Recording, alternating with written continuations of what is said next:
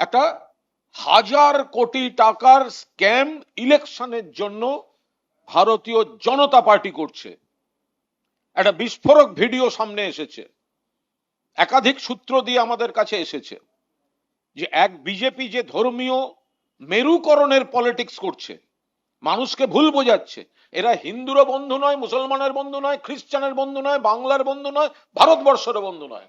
দেখা যাচ্ছে যে বিজেপি কিছু বি টিম সি টিমকে তৈরি করেছে, তাদেরকে কিভাবে মদত দিচ্ছে ভোট ভাগ করার জন্য। একদিকে উগ্র হিন্দু হিন্দু হিন্দু হিন্দু করে কিছু মানুষকে ভুল বোঝানো, ওদিকে মতুয়ারা বহু হিন্দু, লক্ষ লক্ষ হিন্দু পরিবার তাদের লাইনে দাঁড় করিয়ে দিয়েছে, নাম বাদ গেছে। আর অন্যদিকে মুসলিমদের ভোট ভাগ করার জন্য হুমায়ুন কবির এবং ইত্যাদি তাদেরকে কিভাবে ব্যবহার করছে টাকা দিয়ে।